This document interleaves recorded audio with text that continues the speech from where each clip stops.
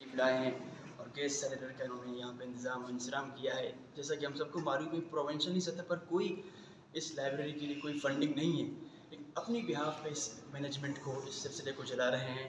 इनका स्टूडेंट्स की तरफ से बहुत शुक्रिया अदा करते हैं, क्योंकि बहुत सारे स्टूडेंट्स सर बागवान से आते हैं, जैसे मैं ज़ीडी से आता हूँ, और सिटी के मुख्तलिफ एरिया से स्टूडेंट्स आते हैं यहाँ स्टडी के लिए, रीडिंग के लिए खुशगवार माहौल का बनाना बहुत ज़रूरी है।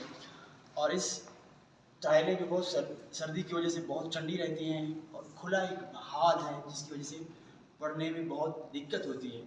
तो आज अल्हम्दुलिल्लाह यहाँ पे गैस सिलेंडर का यहाँ पे इफ्तिताह हो रहा है जनाब डिप्टी कमिश्नर साहब की तरफ से।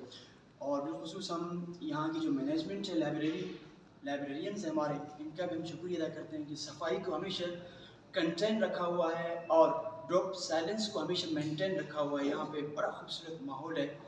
और एक और हम डिप्टी कमिश्नर साहब से रिक्वेस्ट करेंगे कि जिस तरह माशाल्लाह इस काम को आपने आज इनिशिएटिव लिया है, इसी तरह जो हमारे बैटरीज के पावर्स हैं वो भी बहुत कम हो चुके हैं, सोलर सिस्टम का इस तरह यहाँ पे एक फैसिलिटी हो जाए, बंदोबस्त हो जाए, ताकि लाइट चली जाती है, लोड शेडिंग होती है, जिसकी वजह से स्टूडेंट्स को दिक्कत होती है सर, बहुत परेशानी होती है। अगर उस चीज़ को भी आप मद्देनजर रखें, नेक्स्ट टाइम के लिए ले लें।